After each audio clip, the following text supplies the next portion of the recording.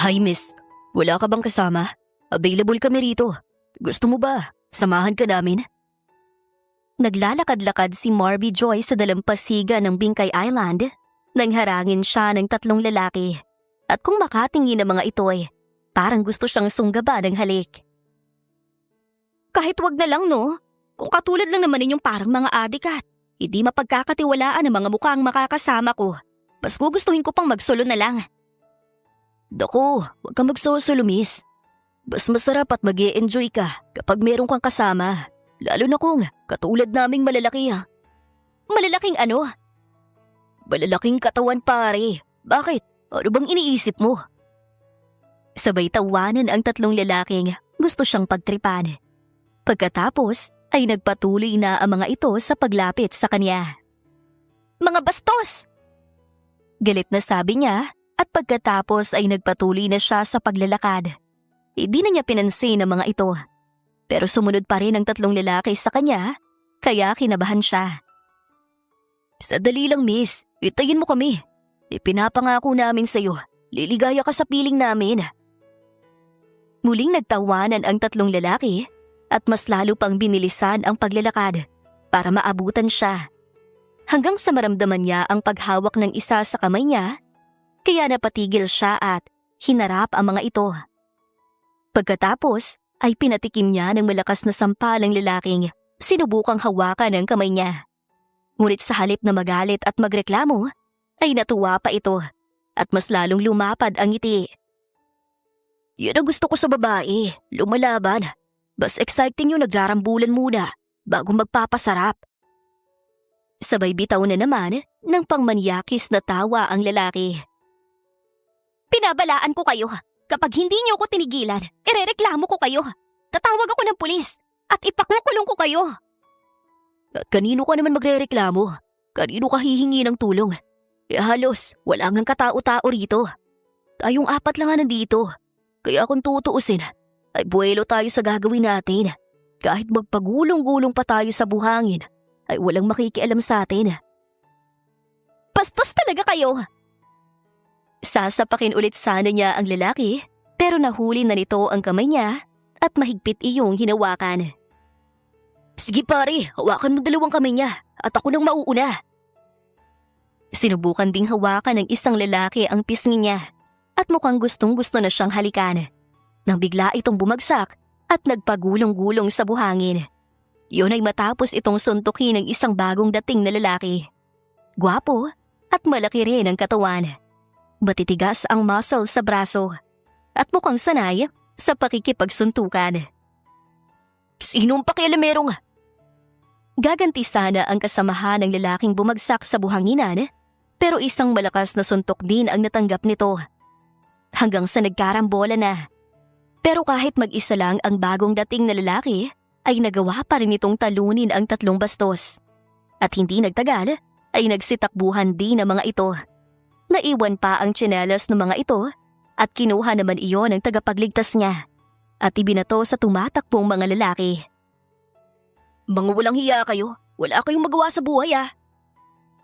Wika nito at nang tuluyan ang mawala sa paningin ng mga bastos na lalaki, ay bumaling na ito sa kanya at nilapitan siya. Okay ka lang ba miss? Sinaktan ka ba nila? Nag-aalalang tanong nito. Hindi naman. Pero may binabalak silang gawin sa akin. Mabuti na lang at dumating ka, kaya hindi nila nagawa. Maraming salamat sa iyo. Dennis. Dennis Bellarmino ang pangalan ko. Salamat Dennis. Saan ba ang punta mo at bakit naglalakad ka mag-isa? Wala ka bang kasama sa islang to? Wala eh. Pumunta lang naman kasi ako rito para hanapin ang mama ko. May nakakita raw kasi sa kanya rito na pinsan ko. Kaya nagbabaka sakali ako. Wala ko coincidence. Nandito rin ako sa isla para hanapin ang daddy ko. Sagot ito habang napapangiti. Awkward din siyang gumanti ng ngiti. Parang nagfe-feeling close na kasi agad ang lalaki kahit yun pa lang ang unang beses na nagkita sila. Baka mamaya balaman natin na pagkarelasyon pa lang mga magulang natin at dito nila piniling magtago. Patuloy nito sa pagbibiro. Pero hindi niya iyon nagustuhan, kaya sinungitan niya ito. Hindi nakakatawa ang joke mo. Aniya at pagkatapos ay tinalikuran nito at nagpatuloy na siya sa paglalakad. Sandali! Agad din siyang hinabol ng lalaki at sumabay sa kanya sa paglalakad. Sorry na, biro lang naman yun kaya huwag ka na magalit. O sige, dahil tinulungan mo naman ako at iniligtas sa mga lalaking ng bastos sa akin kanina. Kaya quits na tayo. Pero sa susunod, hindi na kita patatawarin. Sige, baka kaasa ka. Saan bang punta mo ngayon? Babalik na sa hotel. Sasamahan na kita at baka balikan ka pa ng mga bastos na lalaking yon. Bahala ka kung anong gusto mong gawin. Inirapan pa niya ito at kunwari ay naiinis siya. Pero ang totoo ay gusto rin talaga niyang samahan siya nito dahil natatakot siya na baka bumalik talaga ang tatlong bastos na lalaki at tuluyan na siyang pagsamantalahan. Sinamahan nga siya nito hanggang sa hotel na tinutuluyan niya sa isla. At habang naglalakad sila, ay sinubukan itong makipagkwentuhan sa kanya. Hindi niya lang ito gaanong pinapansin dahil hindi pa niya feel na makipagkwentuhan dito. May pagka-assuming din kasi ito. Porque tinulungan siya ay iisipin na nitong okay na sila at feeling close na. Napapatanong din tuloy siya kung ano talagang pakay nito sa kanya. Gusto rin ba nitong umiskor sa kanya kaya tinulungan siya at iniligtas sa mga bastos na lalaki? Nandito na tayo sa harap ng hotel na tinutuluyan ko. Salamat sa paghatid mo sa akin dito. Walang anuman, pero bago ako umalis, pwede ko ba malaman muna kung anong pangalan mo? Kanina pa tayong magkasama pero hindi mo... Marvy Joy, yun ang pangalan ko. Pwede mo akong tawaging Marvy. Pwede ring Joy. Wow, ang ganda naman ang pangalan mo. Pwede bang... Sige na, papasok na ako sa loob at nang makapagbihis na. Hindi na niya ito pinatapos sa pagsasalita at sumagot na agad siya. Tinalikuran na rin niya ito at diretsong pumasok sa hotel. Pagdating sa loob ay hindi muna siya dumiretso sa room niya. Sinilip niya muna ang lalaki at nagulat siya na makitang kausap nito yung tatlong lalaking nambastos sa kanya kanina. Anong ginagawa ng mga bastos na yun dito? At bakit nakikipag-usap sa kanilang lalaking yun? May hidden agenda ba sila? Sunod-sunod na tanong niya sa sarili at pinakatitigan pa niya ang mga ito. Napansin niya ang paglingon-lingon ni Dennis na para bang sinisigurado nito kung may nakakakita at pagkatapos ay naglakad na ito palayo. Agad namang sinundan ng tatlong bastos na lalaki hanggang sa tuluyan nang nawala ang mga ito sa paningin niya. Mukhang magkakakilala sila. Ano pala yung ginawa niyang pagliligtas sa akin kanina? Palabas lang ba nila yun? Lalo siyang naguluhan ngayon sa kung ano ba talaga ang pakay ng Dennis na yon sa kanya. Nako, wag ko lang talagang malaman na kinunsyaba lang niya mga bastos na yon. Malalago talaga siya sa akin. Sambit niya habang naglalakad na papunta sa kanyang kwarto. Nang sumunod na araw, paglabas niya ng hotel para maglakad-lakad sana ulit at magbabaka sakaling makasalubong niya ang kanyang ina, ay biglang sumulpot si Dennis sa harapan niya. Ang lalaking ayaw niyang makita at nasa isip pa rin niya ang posibilidad na nakipagkunsyabahan lang ito sa mga bastos na lalaki para makalapit sa kanya. Nakasakay ito sa sports car na red at kumuwi pa sa kanya nang magsalubong ang mga tingin nila. Pagkatapos ay bumaba na ito at lumapit sa kanya. Saan ka pupunta? Maglalakad-lakad ka ba? Tamang-tama, wala akong kasama ngayon. Kaya pwede kang sumabay sa akin. O kung gusto mo naman, ay akong sasabay sa iyo. Nakangiti pa ito habang inaalok siya. Pero tinarayan lang niya ito at nagpatuloy siya sa paglalakad. Ba't hindi mo kinontak yung mga kaibigan mong bastos? Para sa kanila ka na lang nagpasama. Ha? Anong sinasabi mo riyan? Maang-maangan itong sagot. Hindi na siya sumagot sa tanong nito at baka mas lalo lang tumagal ang kanilang usapan. Bibigyan lang niya ito ng pagkakataong makipag-usap sa kanya at mas lalo lang tataas ang confidence nitong magpapansin. Nagpatuloy siya sa paglalakad pero sinundan pa rin siya nito at iniwan ang sports car nitong dala sa harapan ng hotel. At habang sinusundan siya ay hindi rin ito tumigil sa pagsasalita. Kung ano-anong topic ang ino-open nito pero walang bumenta sa kanya. at hindi pa rin ito pinapansin. Hey, pansinin mo naman ako. Bakit parang iniiwasan mo ko? Hindi naman ako masamang tao at wala ako nakakahamong sakit. Patuloy nito sa pangungulit sa kanya. At sa pagkakataong iyon ay tumigil na siya sa paglalakad. Hinarap niya ito at inis na sinagot. Ano ba kasing kailangan mo? At busy ako. Kaya kung maaari sana ay wag mo kong guguluhin. And for the record, ayoko lumalakad ako na may kasama. Mas gusto kong mag-isa lang ako. May diin ang mga salitang sinabi niya at pagkatapos ay nagpatuloy na ulit siya sa paglalakad. Hindi mo ba alam na mas masaya at mas exciting kapag may kasama? Lalo na sa mga ganitong adventure sa isang isla. Parang narinig ko nang sinabi yan nung 3 lalaking nambasto sa akin. Ha? Bakit biglang nasali sa usapan natin ang mga yun? At saka, hindi naman nila ako kagaya. Kaya siguradong, safe ka kung akong kasama mo. Sus, kunwari ka pa. Mga kaibigan mo naman ang mga yun. Medyo pabulong na komento niya. Pero mukhang umabot pa iyon sa pandinig nito. Kaya napareact agad ito. Anong sinasabi mo riyan? Hindi ko nga sila kilala. Whatever. Anyway, ayaw mo ba talagang sumama sa akin? O kaya, akong isama mo sa mga lakad mo. Try mo rin minsan yung may kasama ka at hindi nag-iisa. At sinisigurado ko sa'yo, mag-iiba biglang pananaw mo sa buhay. Ano? Napangisi siya, pero hindi dahil nasiyahan siya sa sinabi nito. Nakakadismaya lang talaga ang pagiging assuming nito at sobrang taas ng tingin sa sarili. Uulitin ko sa'yo, Mr. Dennis Bellarmino. May sadya ko sa islang to, kaya pumunta ako rito.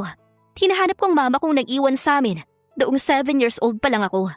At sinusulit kong bawat pagkakataong meron ako, para hindi naman masayang ang ginastos ko sa pagpunta rito. Yun nga, Miss Joy. Dito ko na rin lang sa isla, kaya bakit hindi ka mag-e-enjoy? Sulitin mo yung pagpunta rito at libutin ang mga lugar na pwede mong puntahan. Hindi mo nga naiintindihan. Naiintindihan ko kasi kagaya mo, hinahanap ko rin ang daddy ko na dito rin huling nakita ng mga kamag-anak ko.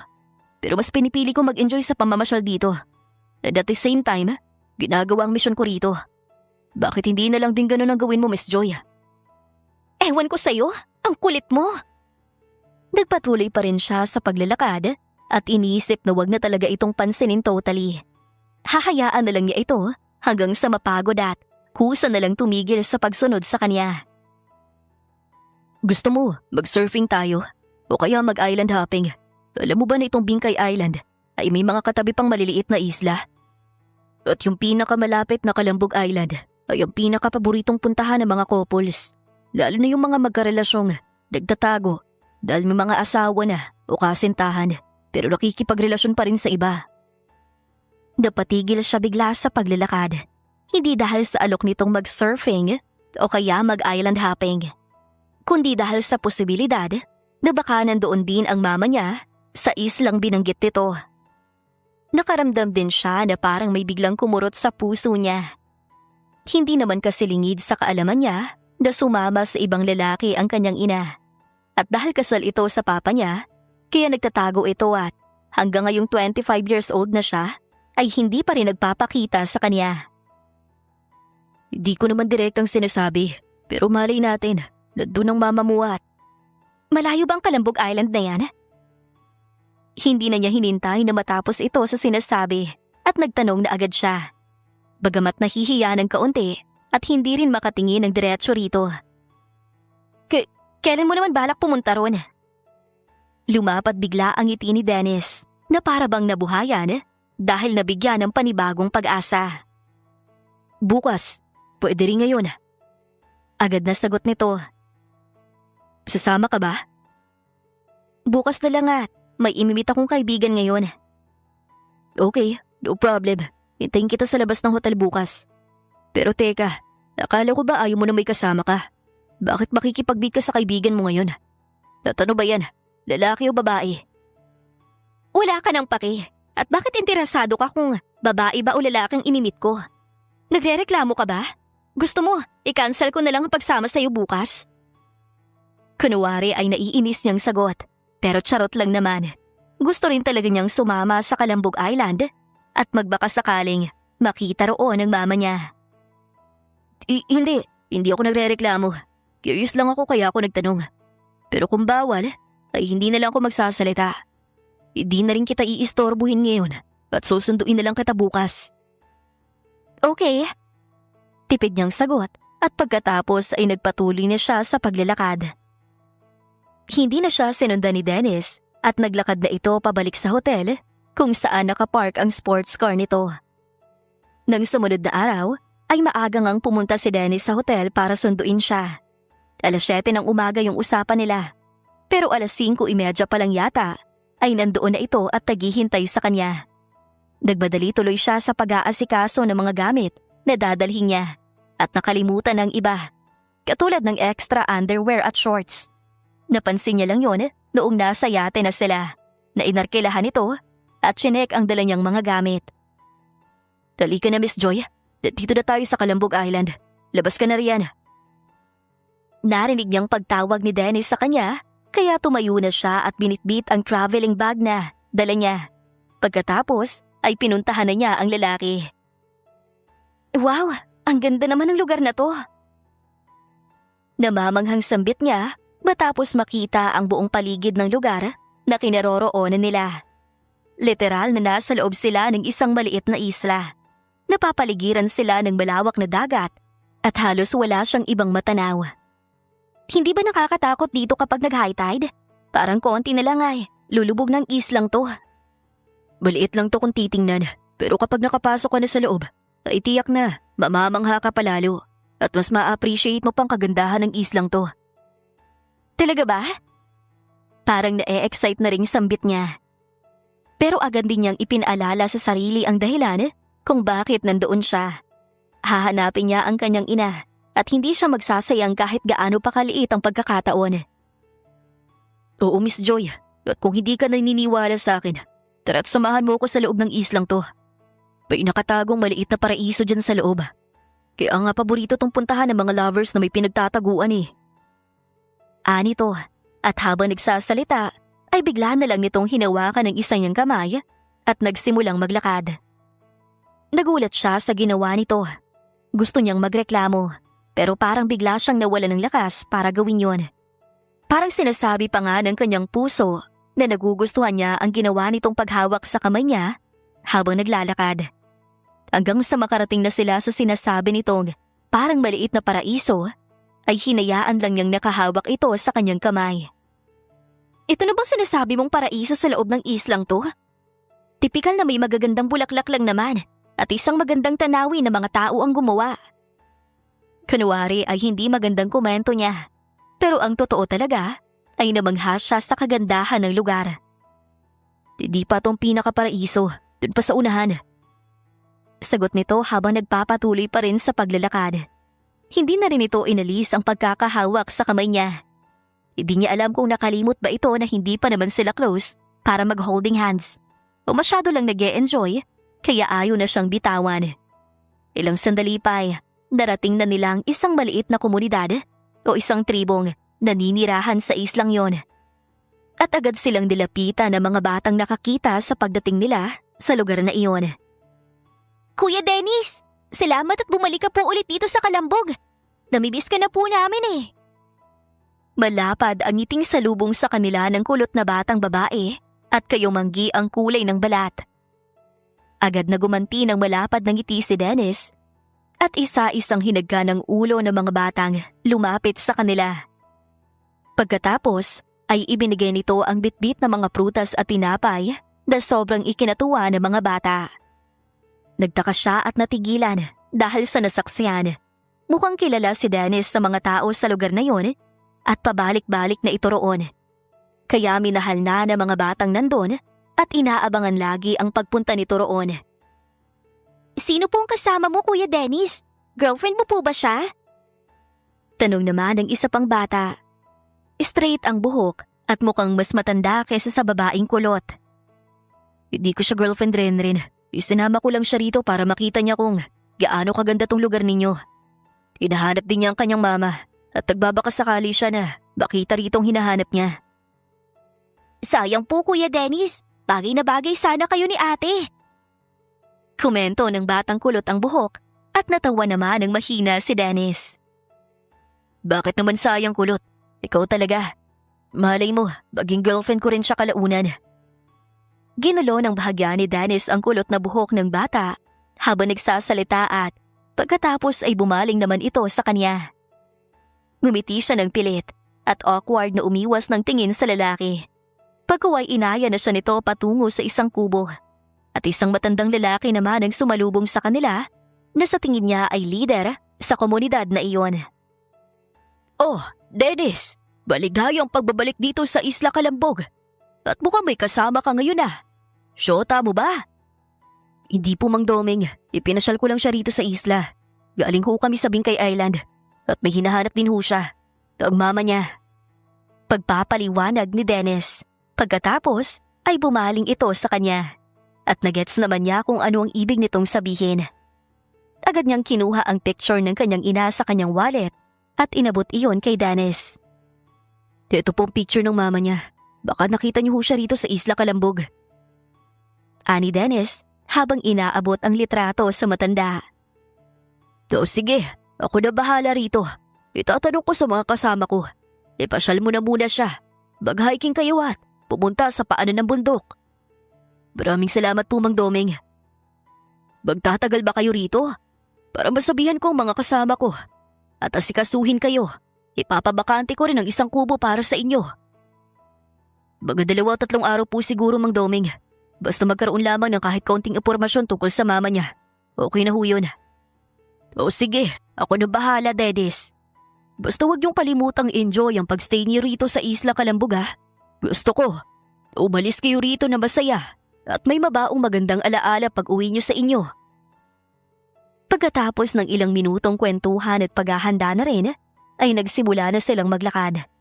Aakyat daw sila hanggang sa paanan ng bundok at susubukan naman niya kung kakayanin ang kanyang powers. Alam mo ba na maraming politiko na nagtangkang i-develop ang islang to pero hindi nagtagumpay? Marami ang humaharang, kabilang ng mga taong naninirahan dito. Ako rin, isa rin ako sa mga nagsusulong na ma-preserve ang lugar na to. Kawawa kasi mga katutubong naninirahan dito kapag pinakailaman to ng mga politikong ang hangad lang ay magpayaman at magpalawak ng ari-arian. Panay-tangulang ang itinutugon niya sa mga kwento ni Dennis. At habang nagbabahagi ito ng mga karanasan sa buhay, ay dahan-dahan na rin nagbabago ang naging first impression niya rito. Unti-unti niyang nalalaman kung anong pagkatao meron ito. Malinis ang puso nito at may malasakit sa mga ordinaryong taong kagaya ng mga nakatira sa islang iyon. Paakyat na sila sa bundok nang matapilok ang isa niyang binti at na out of balance siya. Natumba siya at gumulong ng ilang beses. Mabuti na lang at nahawakan agad ni Dennis ang kamay niya kaya hindi siya dumiretso hanggang sa baba kung saan sila nanggaling. Okay ka lang Miss Joy?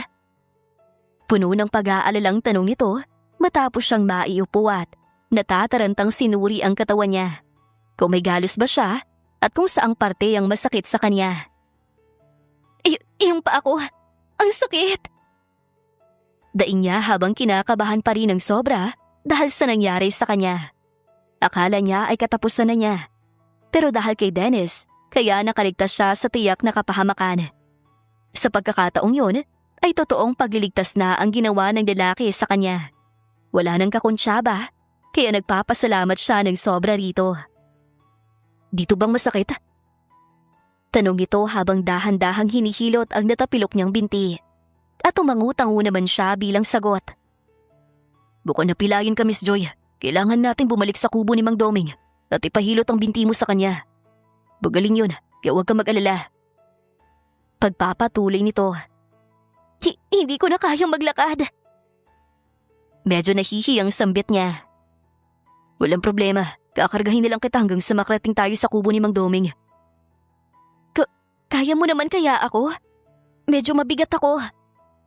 Hindi na niya naituloy ang sinasabi nang kargahin na agad siya nito at pagkatapos ay nagsimula ng maglakad.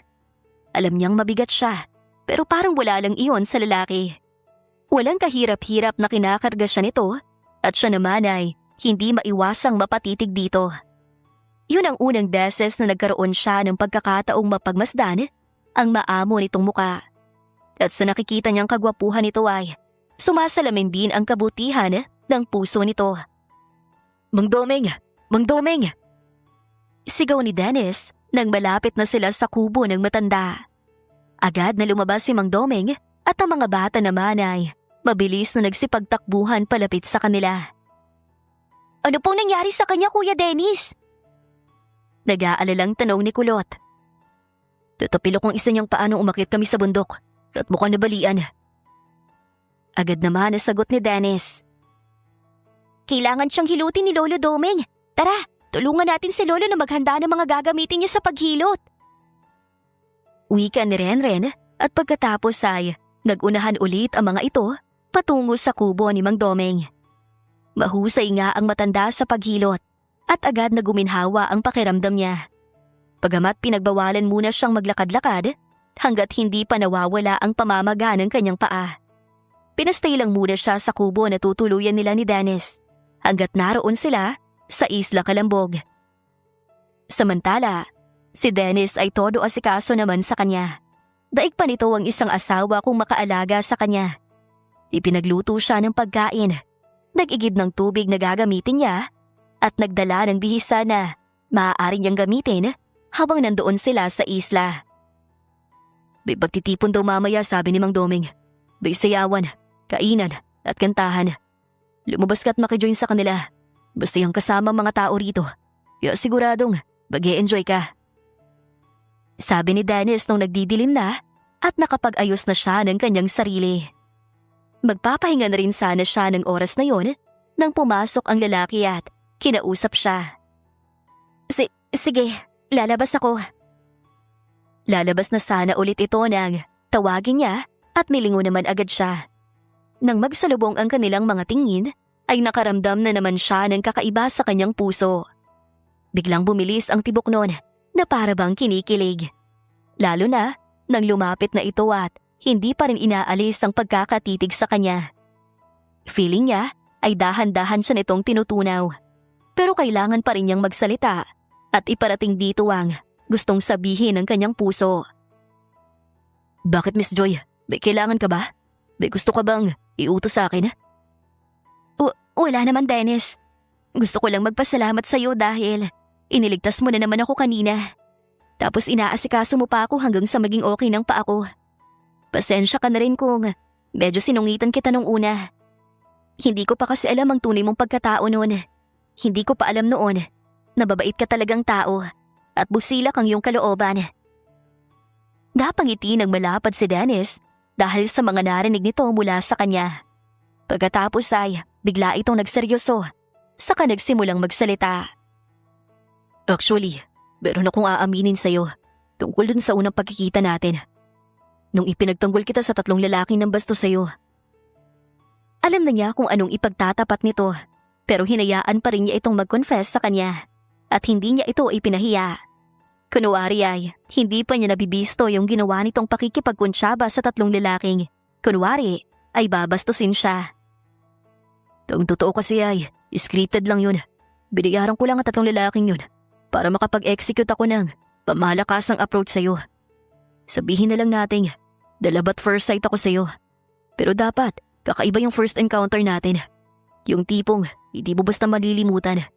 Kaya naisipan kong gawin yun. Patawarin mo ako, Miss Joy." Napangiti siya at natuwa sa pagiging honest nito. At dahil sa nakita nitong ekspresyon niya, kaya napangitiin na naman ito ng malapad. Napahawak pa ito sa isa niyang kamay, saka nagpatuloy sa pagsasalita. "Di ibig sabihin ba ng mga ngiti mong yan ay okay lang yung ginawa ko? Hindi ka galit sa akin?"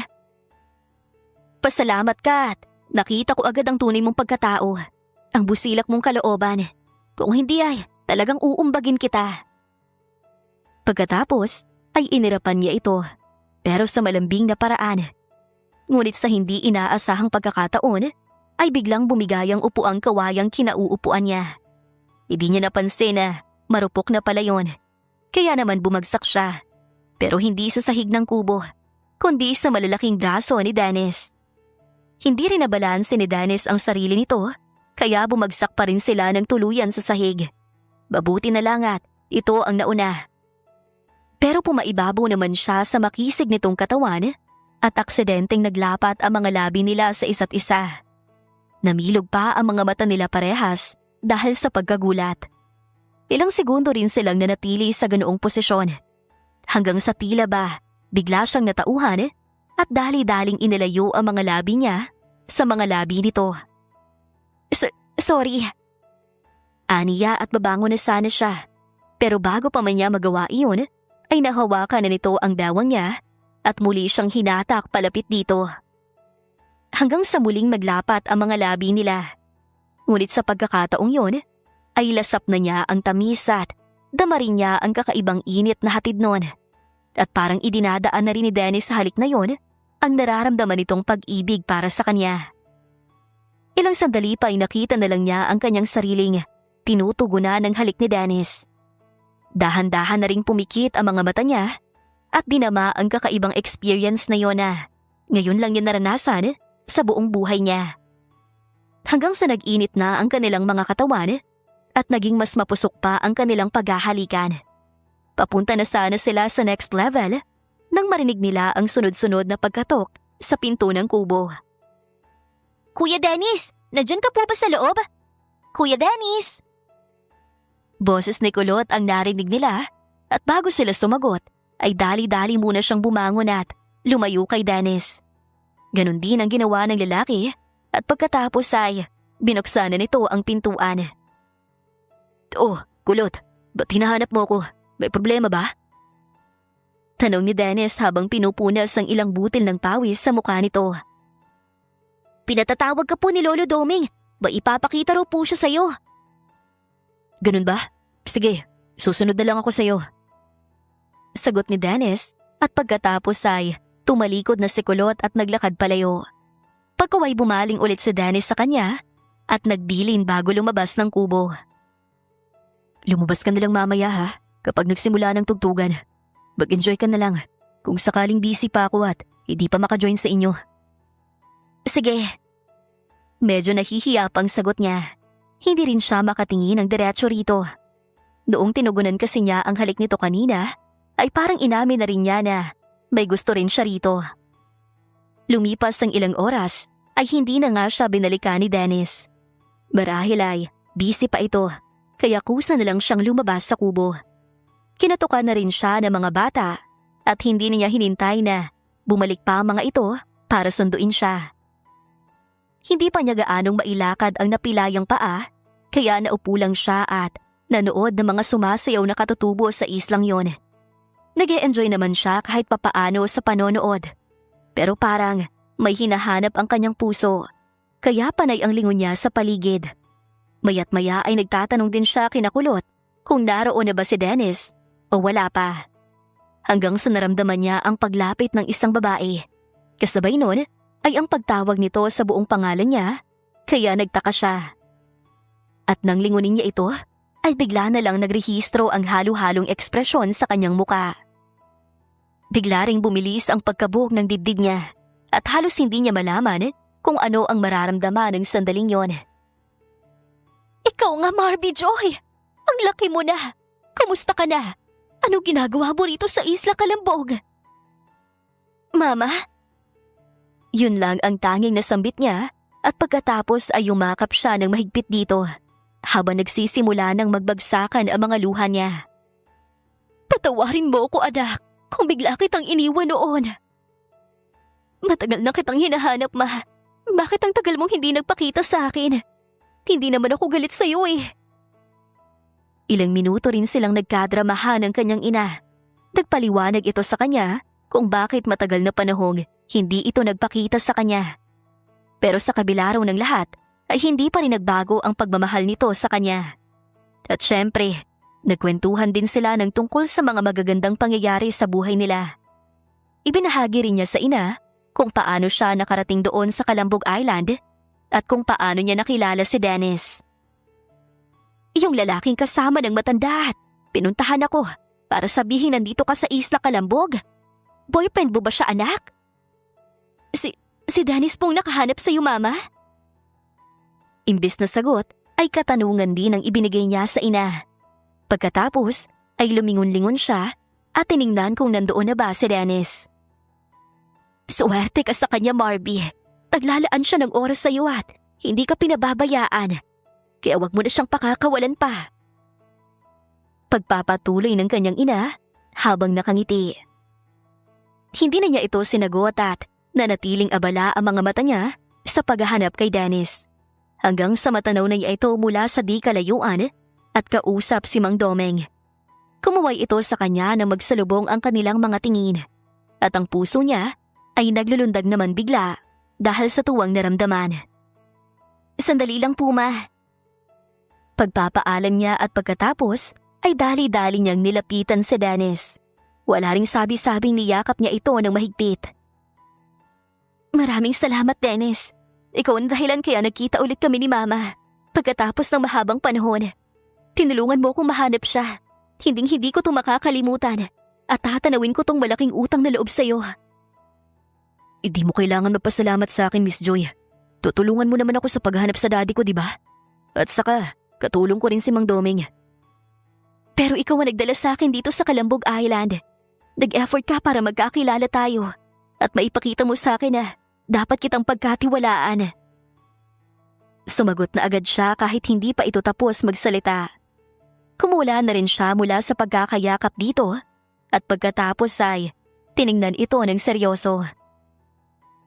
Ilang araw pa lang tayo nagkakakilala pero marami na ako nakitang magagandang katangian sa'yo. Marami ka na nagawa para sa akin at napatunayan mo na rin na malinis ang intensyon mo sa akin.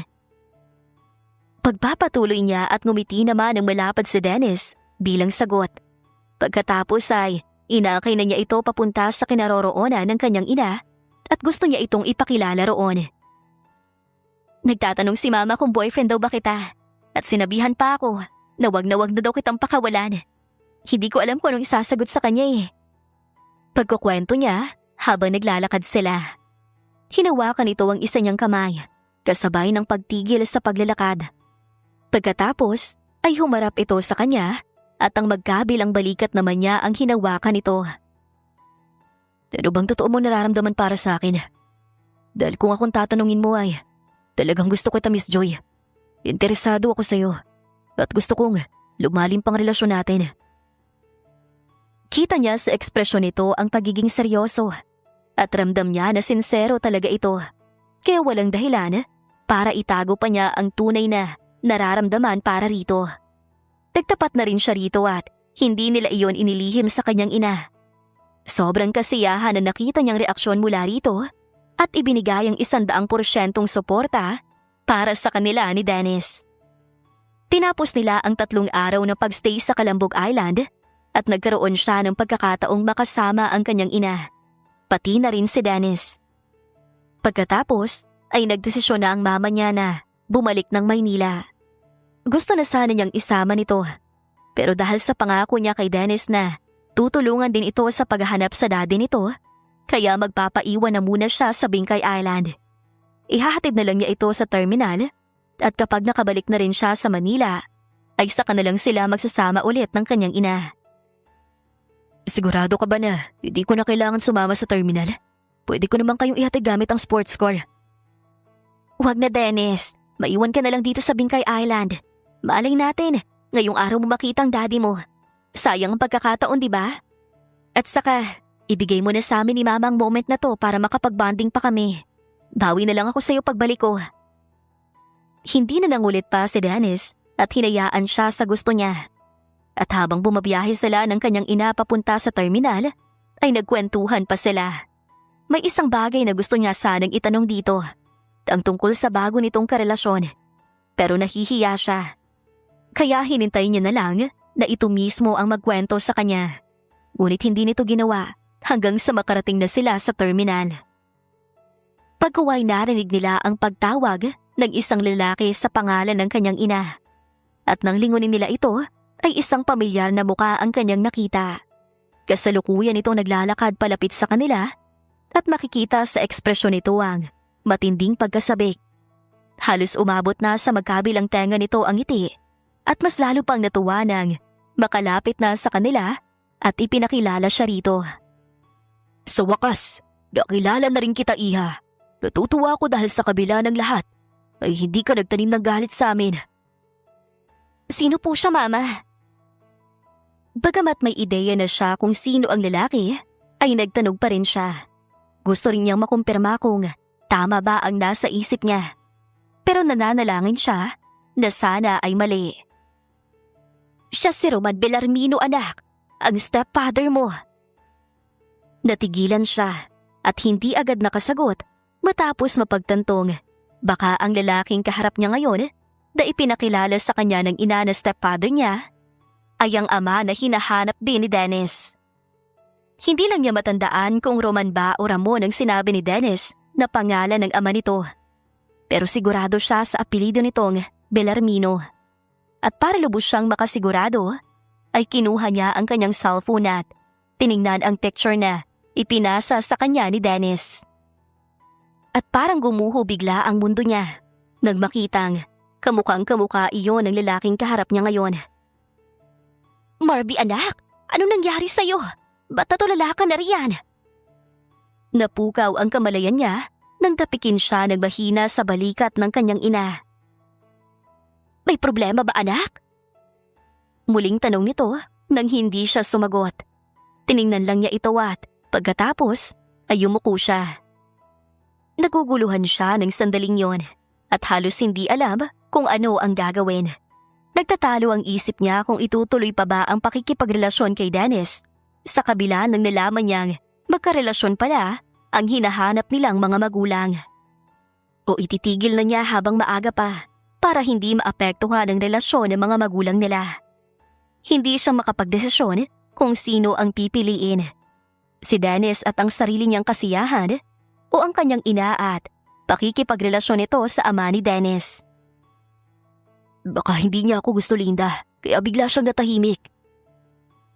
Bagamat pabulong, ay narinig pa rin niya ang sinabi ng lalaking karelasyon ng kanyang ina. Biglang nalungkot ang mama niya at nang bumaling ulit ito sa kanya, ay marahan itong hinawakan ng magkabila niyang balikat. Okay lang, anak, kung ano man ang nararamdaman mo sa ngayon ay tatanggapin ko. Irerespeto ko rin kung ano man na maging desisyon mo. Hindi po, ma. May bigla lang akong narealize kaya natigilan ako at… Hindi na niya natapos ang sinasabi at nagugulahan pa rin siya kung itutuloy ba ang desisyong nasa isip niya. Ano yun, anak? Pwede ko bang malaman? Gusto ko na pong sumama sa iyo pabalik sa Maynila. Ano? As in ngayon na? Paano naman si Dennis?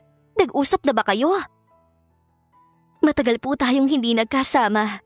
Kaya maraming panahon ang dapat nating bawiin. At na-realize ko na, imbes na samahan ko si Dennis sa isla, ay sasama na lang po ako sa iyo pabalik sa Maynila. Sigurado ka ba, anak? Di ba magagalit si Dennis sa iyo? Di ba ang alam niya ay babalik ka pa sa isla? Di ba kayo mag-aaway kapag biglang nagbago ang desisyon mo? Tatawagan ko na lang po siya. Maiintindihan naman ako nun kung bakit biglang nagbago ang desisyon ko. Ikaw ang bahala, anak. Masayang wika ng kanyang ina. At habang inaakay siya nito patungo sa bus na sakayan, ay lalo pa itong na-excite. Ang totoo ay mas pinipili niya ang kanyang ina at ang kaligayahan nito kesa kay Dennis na ilang araw pa lang naman niyang nakikilala. Hindi pa masyadong masakit kung tatapusin niya agad ang namamagitan sa kanila ng lalaki. Nakaalis na sila ng Bingkay Island nang tumawag si Dennis sa kanya. Pero hindi niya pinapansin. Sunod-sunod din ang mensaheng ipinadala nito sa kanya. Kung nasaan na raw siya at bakit hindi pa bumabalik. Bakit hindi raw niya sinasagot ang mga tawag nito? At hindi nire-replyan ang mga mensahe nito. Ramdam niya ang pag-aalala nito. Pero kailangan niya itong tiisin. Hindi nila pwedeng ituloy kung anuman ang namamagitan sa kanila dahil magkarelasyon ang mga magulang nila. Si Dennis ba yan, anak? Hindi mo ba siya kakausapin? Kanina pa siya tumatawag. Baka nag-aalala na siya sa'yo. Nagulat pa siya ng bahagya nang marinig ang kanyang ina. Malamang ay napansin ito ang cellphone niya na kanina pa nagre-ring. Kaya hindi na ito nakapagpikil pa at tinanong na siya. Pagdating na lang po sa Manila saka ko siya kakausapin. Nag-message naman na po ako na hindi na ako makakabalik dahil sumama na ako sa'yo. Pagsisinungaling niya at hindi na nangulit pa ang kanyang ina. Ang totoo ay wala talaga siyang sinabi kay Dennis at balak din niyang kalimutan na lang ang lahat sa pagitan nila ng lalaki. Gusto niyang maglaho na lang na bigla sa buhay nito. Wala nang maraming drama para hindi na ito magkaroon pa ng pagkakataong humabol at mangulit sa kanya. Pagdating sa Maynila ay bumalik na nga siya sa dati niyang buhay doon. Tuluyan na niyang kinalimutan si Dennis at bumalik na rin siya sa trabaho niya bilang marketing manager sa isang malaking kumpanya na ang pangunahing produkto ay mga sapatos. May ilang nagbago nga lang sa pang-araw-araw niyang buhay. Una ay palagi na niyang nakakasama ang kanyang ina. At pangalawa ay ang palaging pagpasok ni Dennis sa isip niya. Ginugulo ng mga alaala nito ang isip niya, kaya madalas siyang natutulala sa trabaho at hindi makapag-focus. Nakokonsensya rin siya sa ginawa niyang hindi pagpapaalam dito at bigla na lang naglaho sa buhay nito na parang bula.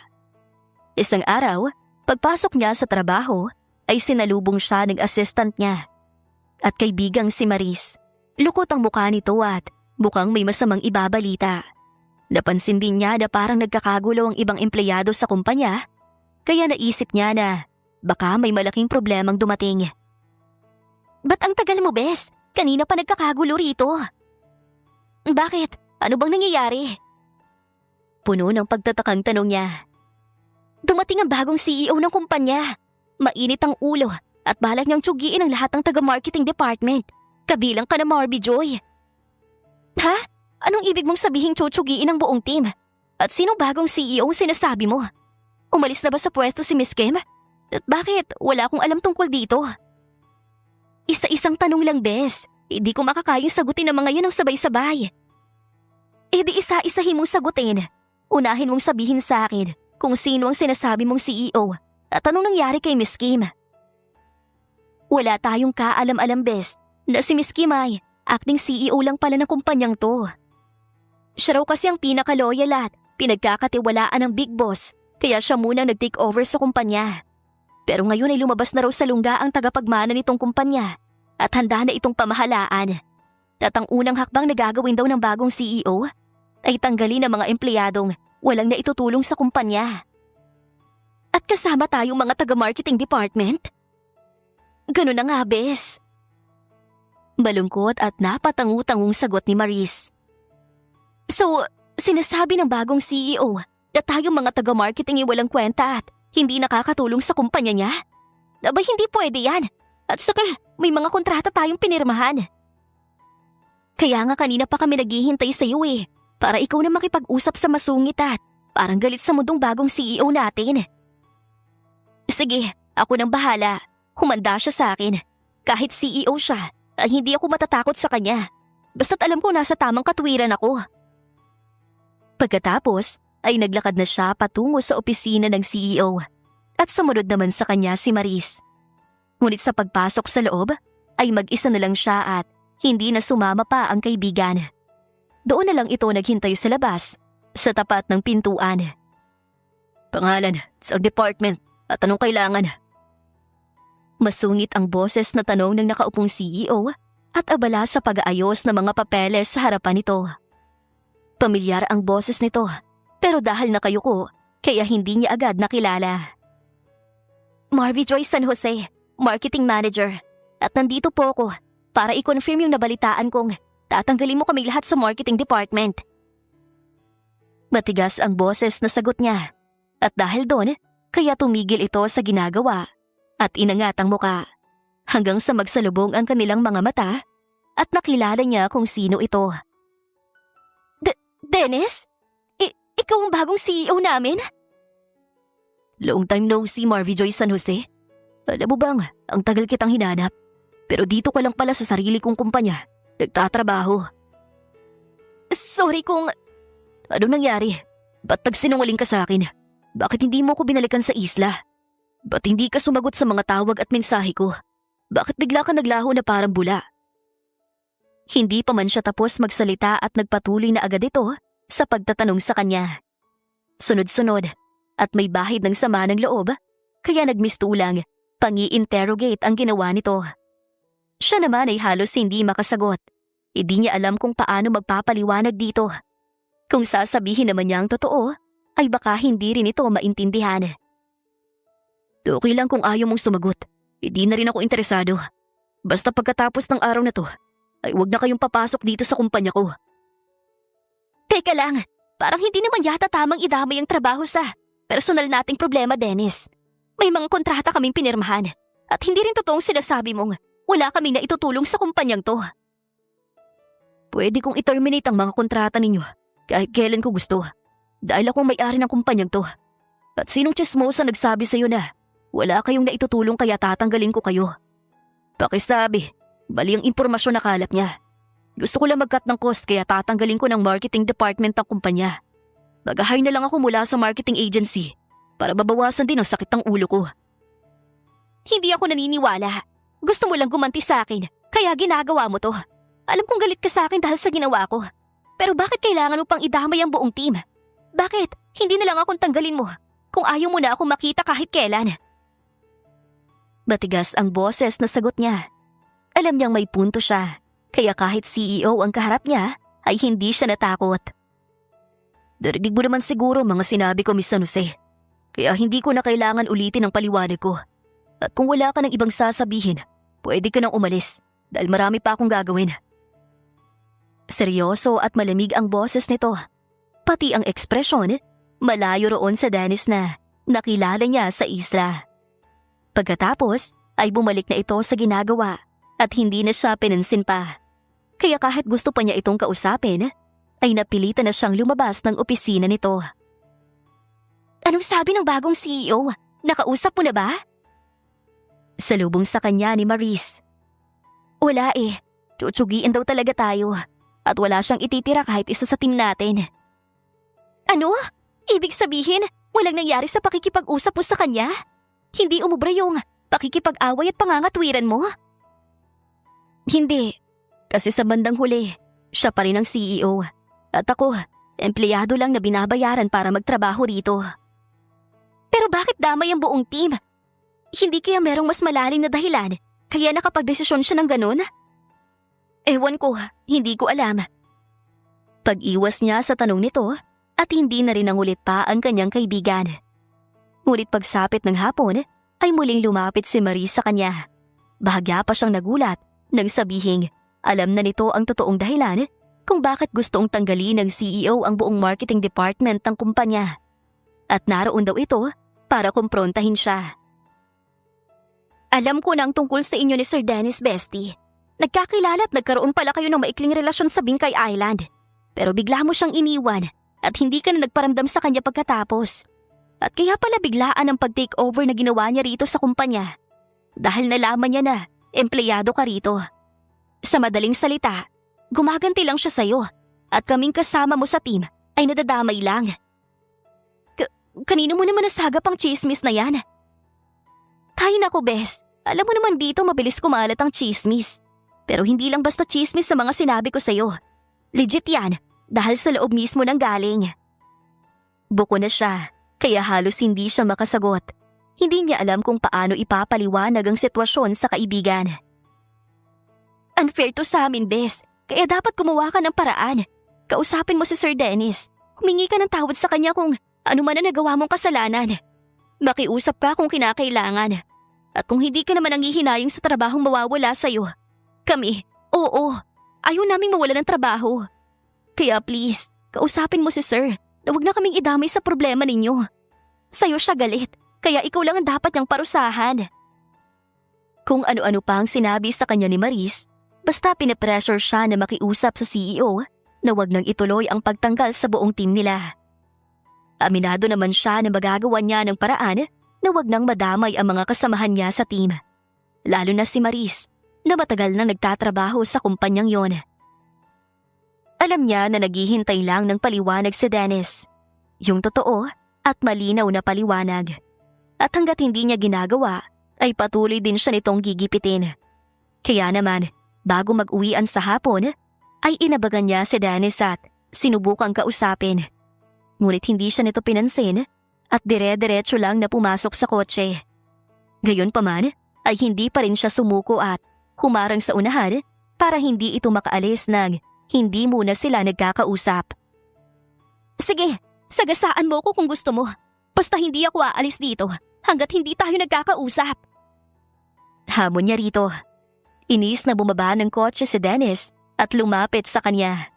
Wala itong binitawang salita at diretso lang na hinawakan ng isa niyang kamay. Pagkatapos ay hinila siya patungo sa kotse at pinapasok doon. At nang makaupo na siya ay pumasok na rin ito at pinaandar ang sasakyan. Habang nagmamaneho ay nanatili itong tahimik. Ramdam niya pa rin ang pagkainis nito at halos hindi niya alam kung paano sisimula ng pagpapaliwanag dito. Saan ka bababa? Pagkuway tanong nito sa supladong boses. Hindi ako bababa hanggat hindi mo ako kinakausap, hanggat hindi mo ko hinahayaang magpaliwanag.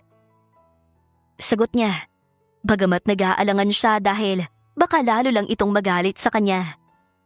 Pagkuway nagulat na lang siya nang bigla nitong paharurutin ang sasakyan. Halos paliparinan nito kaya napasigaw siya dahil sa takot. Napahawak pa siya ng mahigpit sa upuan at tumagal iyon ng ilang minuto. Hanggang sa itigil na nito ang sasakyan sa gitna ng highway. Walang kabahayan at ang tanging makikita lang ay mga sasakyang nagkakarerahan. Sobrang bilis ng pagkabog ng dibdib niya at hiningal pa siya dahil sa takot.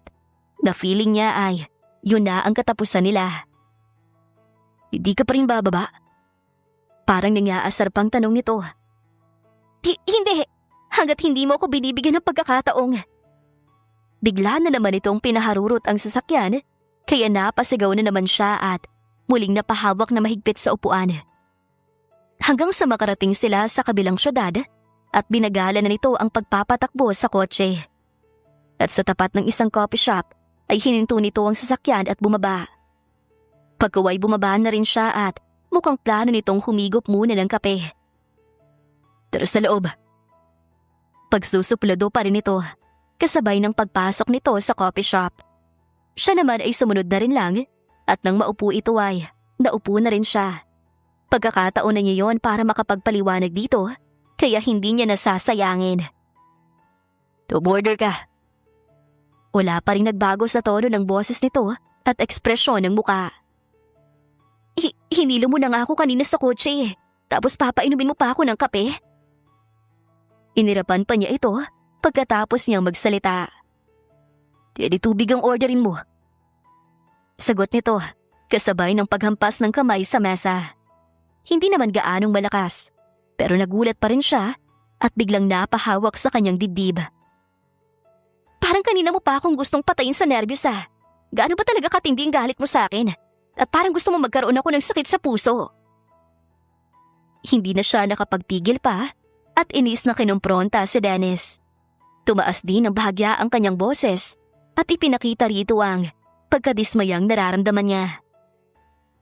Mabuti naman at gumagana pang pakiramdam mo, Marvy Joy. At least may idea ka kung ano yung naramdaman ko nung umalis ka ng Bingkay Island nang hindi nagsasabi sa akin. Yung pakiramdam ng text at tawag ng tawag sa'yo. Pero hindi mo malang pinapansin at pinapatayan pa ng cellphone. Patawarin mo ako, Dennis. Nalaman ko na kasi nung time na yon kung sino ang karelasyon ni Mama. At mas pinili kong suportahan sila kesa ituloy ang relasyon natin.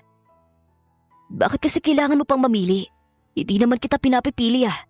Tatanong ba sama kung itutuloy natin ang relasyong habang ang mama mo ay masaya rin sa kanyang love life? Hindi mo kasi naiintindihan, Dennis. Paanong hindi? Alam ko na nga rin kung sino ang karelasyon ng mama mo. Pero hindi naman ako nagrereklamo. Hindi ako tumututol sa kanila. Sa katunayan nga, suportado ko pa nga sila eh. Kung gano'n, nagkita na rin kayo ng daddy mo? Alam mo nang tungkol sa relasyon nila ng mama ko? Anong pinagsasasabi mo? Hindi naman ang daddy ko ang karelasyon ng mama mo eh. Kundi si Uncle Roman. Ano? Uncle mo ang karelasyon ni Mama at hindi siyang daddy mo? Gulat na saad niya at namilog pa ang mga mata niya habang nagtatanong dito. Hindi mo alam? Nagdesisyon ka na pala't lahat-lahat pero hindi mo muna inalam kung sino ba talagang karelasyon ng mama mo? Umiwas ka na agad nang hindi mo inaalam kung ano nangyari sa daddy ko? Kita niya ang pagkadismaya sa ekspresyon ni Dennis. habang siya ay halos hindi pa rin makapaniwala sa kanyang nalaman. Ramon Bellarmino ang pangalan ng dad ko at kakambal niya si Uncle Roman. Pagkuway biglang nagseryoso si Dennis, kaya itinuon niya ang atensyon dito at pinakinggan ang pagkukwento nito. Tatagpuan ko na si Daddy, pero puntod na lang dahil namatay na pala siya sa Bingkay Island 2 taon nang nakakaraan. Ganun ba? Sorry, hindi ko alam. Kasi umalis ka agad. Nagdesisyon ka nang hindi mo na nagtatanong sa akin. Masyado kang makasarili, Marvy Joy. Pagkatapos ay tumayo na ito at mukhang balak nang lumabas ng coffee shop. Sakto namang lumapit na ang waiter at dala na ang kapeng in-order nito. Saan na po kayo pupunta, sir? Ito na po ang... Sa'yo na lang yan, waiter. Ito ang bayad at may kasama ng tip yan. Huwag mong ibigay sa kasama ko dahil tubig ang kailangan yan. Hindi pa man tapos magsalita ang waiter ay sumagot na agad si Dennis, kasabay ng paglapag nito ng pera sa mesa. Pagkatapos ay sa kanya naman ito bumaling at naglagay din ng pera sa harapan niya. At yan naman ay para sa'yo. Babasahin mo dahil hindi na kita isasabay sa kotse ko at baka tuluyin ka ng himatayin. Anito at pagkatapos ay tumalikod na sa kanya at naglakad palabas ng coffee shop. Agad naman niyang dinampot ang perang inilapag nito para sa kanya at pagkatapos ay ininom ang isang basong tubig na dala ng waiter. Sa kanya sinundan si Dennis sa labas ng coffee shop. Sandali lang, Dennis! Pigil niya rito pero hindi siya pinansin at dire-diretso lang na pinaandar ang sasakyan nito. Wala na siyang ibang nagawa kundi magpabuga sa hangin at puno ng pagkadismayang naglakad para maghanap ng masasakyan pauwi sa kanilang bahay.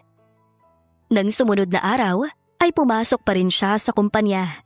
Pati ang buong team niya ay inabisuhan din niyang pumasok. Wala pa naman kasing official announcement si Dennis na tinatanggal na sila nito. Ngunit nang magkasalubong sila ay kinompronta siya nito at kinwestiyon kung ano ang ginagawa niya roon. Sinabi ko naman sa iyo, sir, na kung personal ang dahilan kaya tinatanggal mo ang buong team, ay hindi kami papayag. Masyadong unfair yun. Lalo na sa mga kasamahan ko na wala namang kinalaman sa problema natin. Pagmamatigas niya.